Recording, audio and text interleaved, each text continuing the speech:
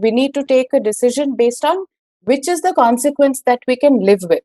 So if I give up my job, I'm going to be doing something else. Is that something I see for myself in at this period in my life? And am I willing to sacrifice my work? On the other hand, someone would think, I'd rather go back to work because that sense of accomplishment, I've trained for this. I've spent, I've worked many years for this, and I don't want to give up that sense of accomplishment.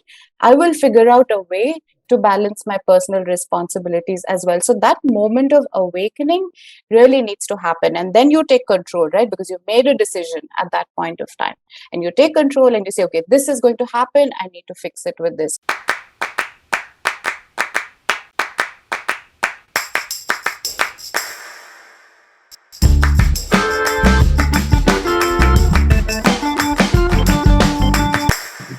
Hello, everyone. Welcome back to our podcast. I wish my boss told me that. We have a very special season curated for you, where we will be exploring diversity, equity, and inclusion in our conversations. And of course, we all know that D&I has become a bit of a buzzword. All workplaces are talking about it. And of course, in the meantime, it also encompasses a lot more than gender, different types of inclusion and diversity. In best practice organizations, it is recognized not just as an asset to the organization and the employees, but in the meantime as a necessity for success of that organization. So we're going to talk about D&I, and I'm very happy to have Runa Dhawan here with us. She is the people director for the AB-InBev GCC and really a thought leader in this space. So Runa, welcome to our podcast. Thank you so much for inviting me, Serge. I feel really privileged actually to be here to share my views on such an important topic. All right, so let's get started. So to me, D&I is like an obvious thing, no? The fact that we want to have an inclusive workplace, that we want to have a diverse workplace reflecting the diversity that we see in the society, for me is kind of obvious, but I don't think it's that obvious yet for everyone. And I would like to get some of your thoughts on that, Runa. So why do you think it's important to talk about D&I, to raise awareness about D&I, specifically in corporates? Right now, we think we understand what the concept of D&I means. All of us, if you ask anybody, are you an inclusive leader? They're going to say, yes, I am. Do you have biases? No, I don't. I'm very aware of what's going on. But let me give you an example of, how we can clearly see that biases are so unconscious. Real example, right? Something that has happened in the office some time back. And I heard it from the person to whom it was said. So we had a senior male leader who had a mentee in the organization who had just come back from a maternity leave. And his advice, with all good intentions, was, take it slow, deprioritize your career for some time. You've just come back. And he thought he was being very understanding and not really aware at all that the underlying message is that now that you have a baby to look after, be prepared for your career to slow down. And imagine the mentee's thoughts at that point of time. She's gone there for advice. This is a mentorship program. She's expecting career advice, development, growth, and instead she hears, take a back seat, slow down, and things like that, right? What would have been a better approach at that time? What is the stereotype that, this manager looked at? Okay, returning mother, problems at home, needs more time with her baby, not focusing so much on her career. But did he take the time to really ask that individual, what do you need? What do you want? How can we support you better?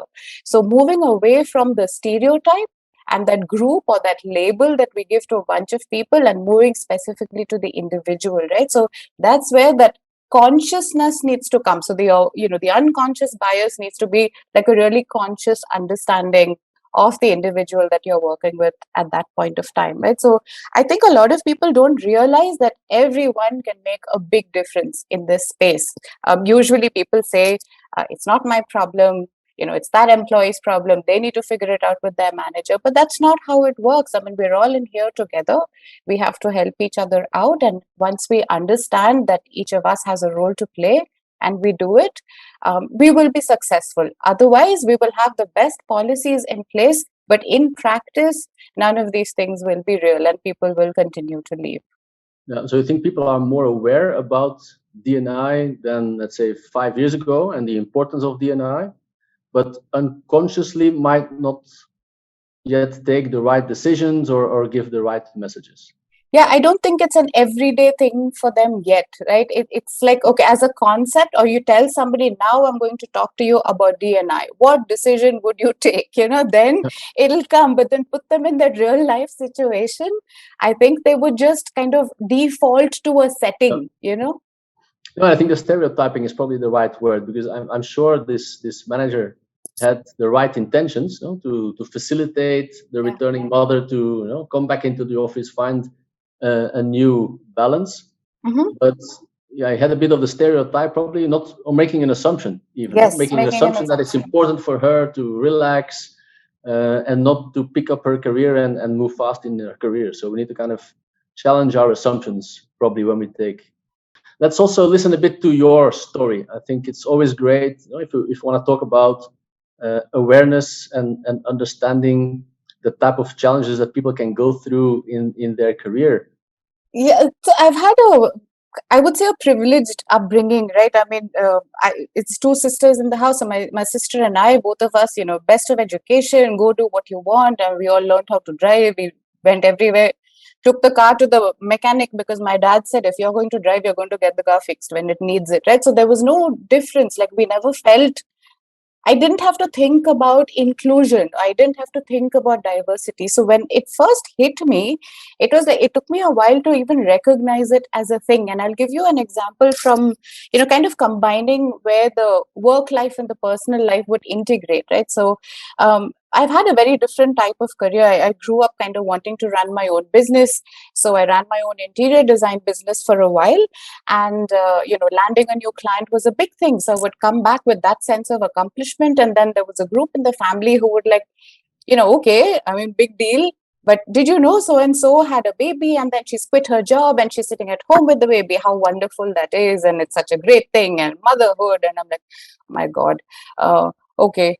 But I don't have kids, right? So it didn't have to bother me too much. I had the option of opting out of that conversation and just focusing on other things. But imagine a lot of women who are in the position where they've had kids, they want to continue with that career, and they know that there's this sense of disapproval in the house, right? Even if it's not openly said, in many cases it's kind of underlying and implied, and in some cases it's right out there, quit now.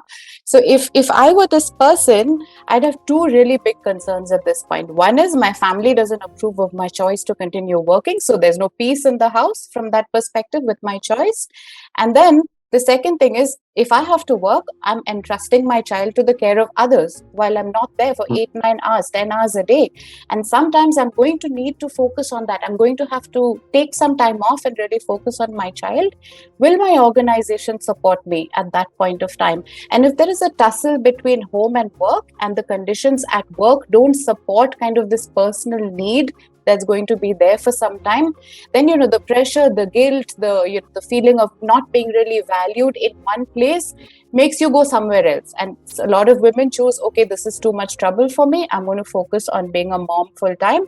Or someone will go to another organization that really understands the value of having women in the workforce, and they will give her the flexibility that she requires for maybe the first year of having the child, right? So it's really important to think about how we work with these life events for people. But in the end, there's a double challenge here then, right? There's, on the one hand, there's the bias and maybe the lack of support from the company where you work, right? That makes it more challenging to reintegrate, for example, as you gave the example of a returning mother.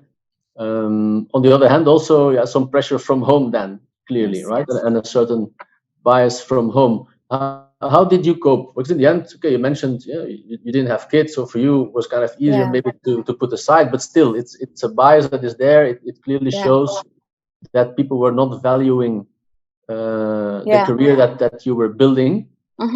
How did you cope with that? And how, and any recommendations that you have for women? How do you cope with this type of situation? Let's take the home situation first. Because probably a very tough one. Yeah, it's a very tough one, and it gets tougher and tougher as you have these bigger families, right? Because then it's not just one person with whom you need to Mhm. compromise or negotiate. It becomes like a series of people, multi-generational families, and everyone has advice and things like that. So it's complicated. And a lot of the pressure right now, we know that systemically in our society, it's with the woman. I mean, she's the one who is responsible for certain roles in the home, and if they're not performing those roles, then there is judgment there. So it's pretty you get angry with that situation. So me personally, regardless of not having kids at that point of time, there was no recognition of a professional achievement, right? It's like men are recognized as the breadwinners and things like that. If I am working, it's a hobby, and that is something that I just couldn't stand at that point. And for me, it was a bigger shock because I was so proud, and suddenly I'm being made to compare that with the importance of domestic skills, for example, and not my cup of tea, really.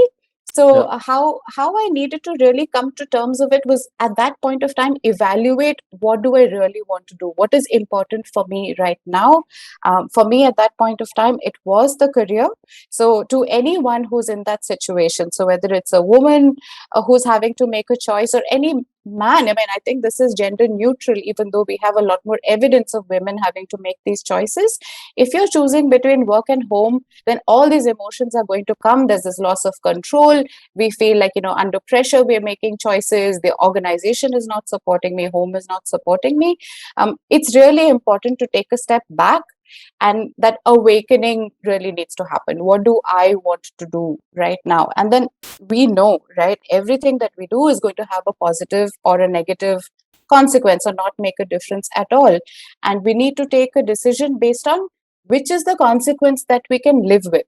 So if I give up my job, I'm going to be doing something else. Is that something I see for myself in at this period in my life? And am I willing to sacrifice my work? On the other hand, someone would think, I'd rather go back to work because that sense of accomplishment, I've trained for this. I've spent, I've worked many years for this, and I don't want to give up that sense of accomplishment. I will figure out a way to balance my personal responsibilities as well. So that moment of awakening really needs to happen. And then you take control, right? Because you've made a decision at that point of time. And you take control and you say, okay, this is going to happen. I need to fix it with this. Or that is going to happen.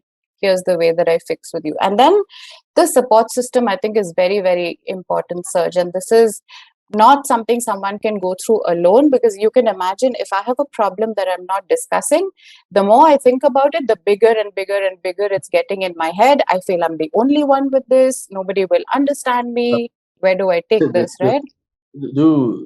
Today, do a lot of women have, let's say, role models or people supporting in the family? And before we even talk about how can corporates help their employees, I imagine it's already very difficult for women to find support in the families, maybe in the friends circle. Do we have a lot of role models, and did you have some role models, for example, at that moment in time that kind of helped you through this challenge? So it's a very interesting question, actually, to see. I think yes and no, right? I think there are, of course, a lot of role models, but probably not enough. And I think the exposure that people have to the right examples is less right now. It's not enough, So seeking that out is very important. What helped me very, very strongly at that point of time was this workshop that I sought out, because I realized that I needed some help. This is not working for me. I need some help to really objectively structure my thoughts and help me, remove the emotion, remove the anger, and take a good thing. So there was this program that I went through. It was a discussion group. It was not women specific. It was just overall, how to work. So you need to find that support system. So from a role model perspective, I would say less of that. It's more like-minded people with their own struggles who have a forum to talk. So a community, I would say, rather than like a set of role models. So that was very important for me. Yeah, great. So that's on the family side, friends side, and then you have the corporates themselves. So what do you think corporates could do, can do, maybe are doing, maybe some good practices how can we support, our female colleagues through all these challenges that they have in their career in the different life stages, as you mentioned? Yeah. Um, so the life stages are going to happen. All our employees are going to go through different stages of life, and they will need time to manage those changes. Whether it's something that's hit them because of illness or elder care or whatever, whether it's something great that they want to celebrate, like a birth of a child or like a wedding or something of that sort, right? So the flexibility that the corporates put in place, or the policies that the corporates put in place, need to enable to make that transition back. Yeah. Are there any specific programs that you have heard of, that you've seen, that can help returning mothers to really find that new balance between career and family? Because it's a big change, of course, no, for father and mother. The moment that you have a baby, there's a huge change. Yeah. I know statistics say that there's like 300 million women in India who are looking to return to work after some kind of a career break. So how can corporates and how can colleagues, and managers help those new mothers return into the office and really be able to pick up their career at the speed that they want, whether it's the speed that they did before, whether it's a slower speed, that's a personal choice that they will make after having the baby. But how can we make sure that they can really achieve their career aspirations when returning? Externally, I think the focus on this is very strong. Like we're seeing a lot of companies actually in there to help people returning from leave for whatever purpose it is, to find their footing back in the organization, because that's a huge pool of talent that needs to be tapped. I mean, people will benefit from it, and they're just sitting there waiting to be tapped, right? So I think the recognition of that talent pool as being beneficial to an organization is the starting place, and we've done that. So there are a lot of agencies that can support, a lot of people who want to do that. From an internal perspective, I think we've had some great policy implementations this year, and if we want to look at it holistically, allowing women to come back to our company now, there is a ramp up time. You start with a shorter number of hours per week, and then you go on till you can extend. But the great thing is, we can't look at this in isolation, right? Because we will have men who are having babies and things like that, and so we've also extended kind of our parental leave policy to cover for them as well. And that's great, because see, there's a direct impact, and there is an indirect impact as well. So let's say the spouse of the male employee who we have in our company is working for a different company, but she sees the benefit that we're giving to her husband. That's a future talent attraction strategy for us, right? So holistically, if we look at it, one, we understand that males have the responsibility towards family as well, towards fatherhood, towards parenthood, sharing in that. So we're giving them the time to do it. So one is just making that clear, and then helping the woman coming back to ease into her setup. And you don't have to, no, we're not saying that you have to start with a lesser number. If you need to, here's how we are setting it up. So these are the things I think will work very well. So that's a lot about gender diversity, but I think there's many more facets of diversity. Another one that I personally also like a lot as a concept is the personality profiles, and that all of us have. We're all very different. We all have a different personality profile. Some people are a little bit more outgoing. Some people are a bit more reserved. Some people think more in terms of future and theoretical frameworks. Other people are maybe a little bit more pragmatic and into the data. So all of us are different, and there's different types of personality profiles. But and each of them has for sure a number of challenges in their careers. But one of the challenges that we come across very often, or being debated very often, is the topic of visibility. That some profiles, let's say personality profiles, kind of attract a lot more visibility, will go after a lot more visibility in a very natural way. For other people, it might be a little bit more out of their comfort zone to get that visibility for their career. In the end, it can impact awards and recognition. So what's your view on this, right? On the importance of visibility in a career, and how people with different types of personality profiles should value that visibility or not? It's a very interesting topic actually. So the term visibility itself, it's slowly now moving into like a negative connotation because of the pressure it seems to put on, like, it's not an inclusive term anymore and things like that. So but I look at it differently, right? What really is visibility is something that we can talk about as we go through. So couple of things. There are different personalities in the office. Every team is made up of different people, some outgoing, like you said, some more reserved and things like that. And as leaders, we're all responsible to make them feel comfortable. Everyone needs to be heard, they need a chance to participate. So as leaders, that's something that we need to do. From a recognition perspective, which is one of the key things, right? If somebody thinks I'm not visible, I won't be recognized, I think we have been at fault in certain places of recognizing certain behaviors as opposed to results or outcomes, right? And are those the right behaviors we have recognized? So for example, somebody speaking out loud or speaking confidently, great presentation, is there substance there or not? So I think that is something that we as leaders need to be much more conscious about. And then coming to the individuals themselves, I'm sure you've heard this before. My work should speak for itself. And I'm sure you've heard people say this. Why am I having to go and talk about my work? My work should speak for itself.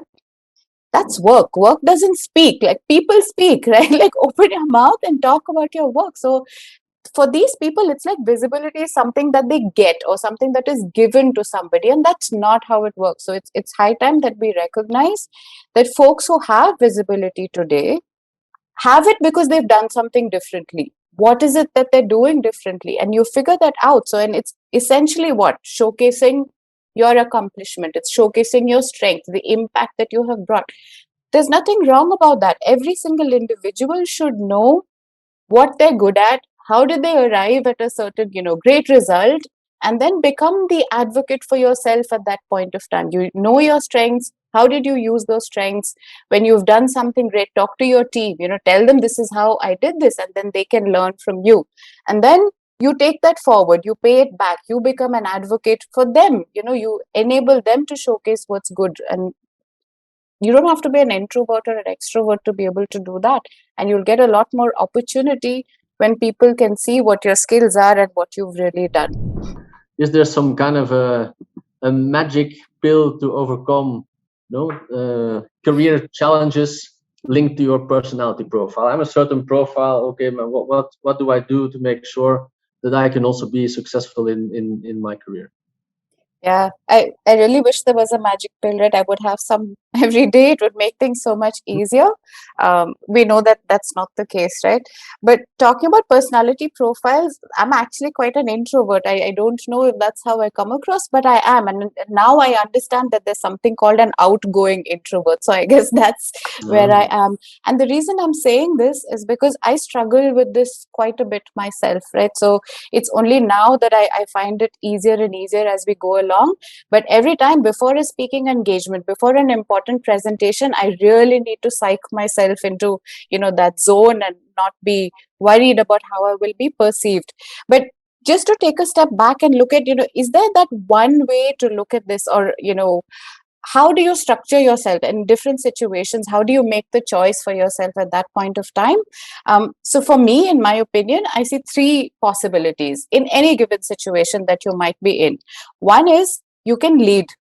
You can lead that group, that initiative, that idea, that project, whatever it may be, or you can follow, which means you're participating in that, but you're not necessarily leading it.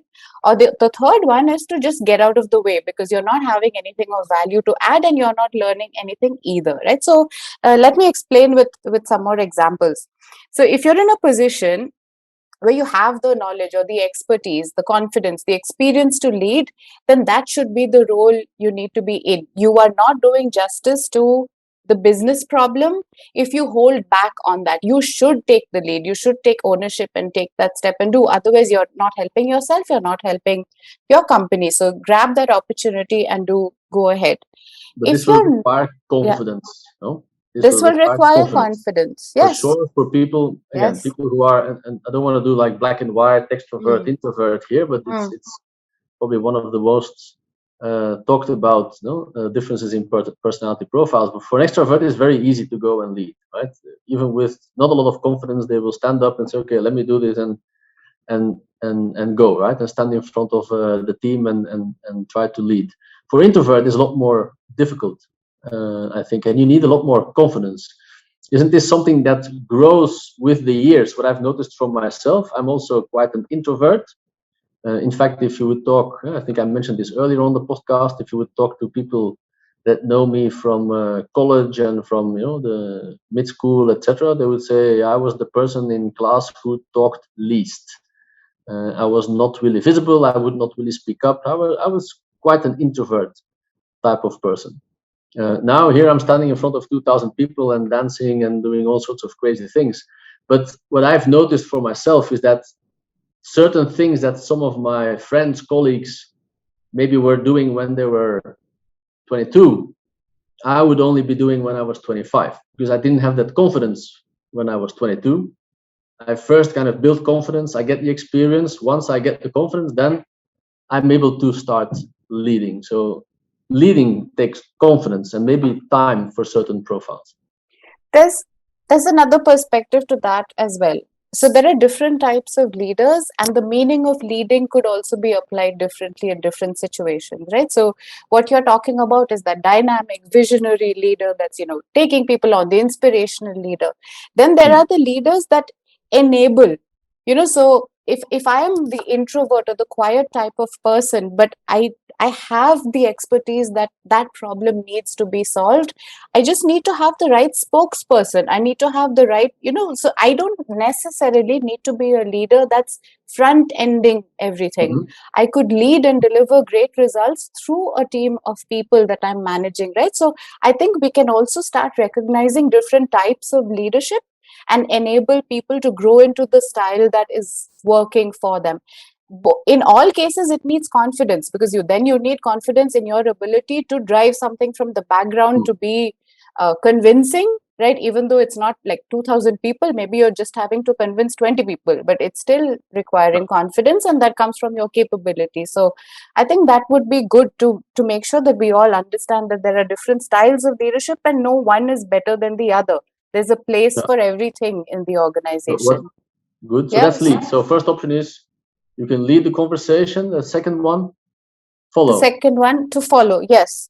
So this could be at different situations in your life. Maybe it's a new role that you've taken on and you don't have then what it takes to lead something, right? And here I'm not talking about the visionary lead. I'm just talking about owning something from the beginning, right? So that kind of thing. So you might be in a new role, you've made a transition, new job, something, you're still learning the ropes at that point of time. That's the time to follow. That's the time to really absorb everything, learn everything. Look at the leader, what are the attributes there that you can imitate, emulate, learn from, look at the people around you. So that's the time that you're a follower. And it's a great, great time of learning. And if I look across my entire career, I would say probably half of the time I've been following. Yeah, like half the time I've been following, and then a percentage of time I've been leading.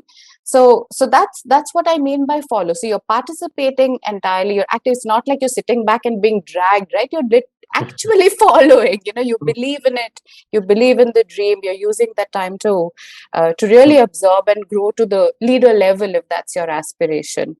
Yeah, and then afterwards maybe copy the practice that you've seen from the person who was leading. Copy those things, and when you lead something yourself, it will give you an edge. Yes. And the third option was get out of the way. Get out of the way. This sounds pretty harsh, right? But so it's important to explain what it really means. So this is specific to situations, and I think we could pull back to a life event or something of that sort, something that needs to take your time away from either being able to lead or being able to participate wholly and follow. So it could be certain situations, it's not expected to be like years and years together, because then you're basically not doing anything at all. So getting out of the way really means is that you're taking the time that you need to get back 100%, either to be able to lead or to be able to follow.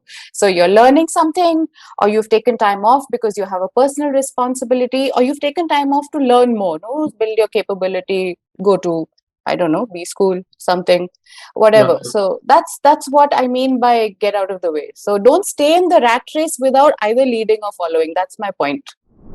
Very interesting. So one of the questions that we always ask each of our participants in the podcast, because that's the name of the podcast, is I wish my boss told me that. So what is that one learning that you somewhere throughout your career you learned basically, and looking back you think, oof, if one of my bosses would have told me this 10 years ago, I would have been in a different place already in my career. Yeah, so in my long career, I've had 2 female bosses, 9 male bosses. So you can imagine what diversity has been like in my career so far, and other people as well. I've noticed similar things, I'm sure. And I really, really wish one of them had told me this. So the key thing that I happen to stumble across is don't choose your teachers. That's kind of one thing that I would give as advice to anybody. And what I mean by that is when you're choosing, you're making a conscious effort of someone over somebody else or something over something else, right? From a personal perspective. So I'll give you an example. Mm. So let's say today I'm in a role where I have to work with a very difficult stakeholder. So every day there's a mail with, escalation, this didn't go well, that, didn't work out, you haven't done this right. And every day it's going on like that. And in the beginning, I put my heart into it. I try to fix. Then there's something new that this person finds to complain about. So the natural tendency of human beings is to start shutting out when it becomes noise, right? So, okay, this person is noisy. This person is impossible to please. And then when I have labeled that person like that, nothing is going to come through and register in my mind anymore. So I will miss out on that one or two things that could probably turn things around for me. So, that's one thing.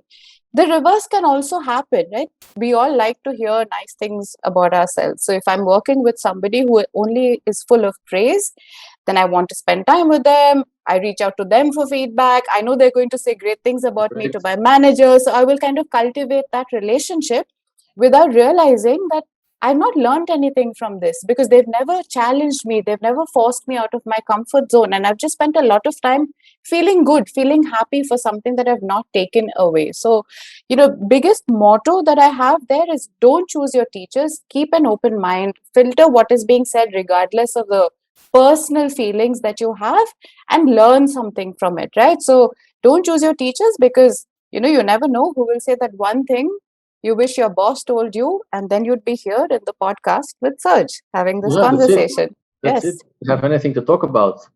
If we've only got positive news. But it's a great point. No, it's about resilience in the end. No, if you're working with somebody or you're in a situation that is very tough, you can either run away from it, right, and not learn anything, or you can stick with it, and it's going to be very painful. It's going to be very tough. You're going to go through an emotionally very challenging time, but at least you will learn something and move on in your career. Do you think that this is a skill that is today widely available? Should people be more resilient? Should we train our people to be more resilient? I know that I throw my team regularly through this type of tests where we put them in a very difficult situation, and we see how do they manage to overcome that situation, because that's how you grow in your career. I think the biggest thing is that self-reflection. That is the most important thing because we all have biases about ourselves as well, right? We look at ourselves and see a certain picture that we want or like. It might not be entirely fact-based, right? So let's take the visibility concept. I think I should be made more visible. I think I should be recognized. Now start examining what did you do to deserve that, right? And when you do that, you will find if you can do that more and more objectively in any situation, then you don't take things so personally, right? Then you know that there is an action for you to complete. Maybe you've done something great. Did you speak about it? No. Maybe you've done something rubbish, then you know you have to improve. But that's the point, that reflection. And that's probably what we should train our people on, think, talk more, learn more about yourself. This is what it means. That's what I would do for resilience. All right, very nice. Great to talk to you, Runa. Some nice insights on D&I, some general learning for how to manage your career. So thanks for joining us here today. Thank you so much, Serge. It's been an absolute pleasure. Thank you. All right, very good. And to our listeners and people watching us, maybe on our YouTube channel, thanks for tuning in this week again in this episode. There's a couple more episodes coming on the topic of D&I. So stay tuned and see you soon. And don't forget to share, like our podcast with your friends, colleagues. All right, see you soon. Cheers.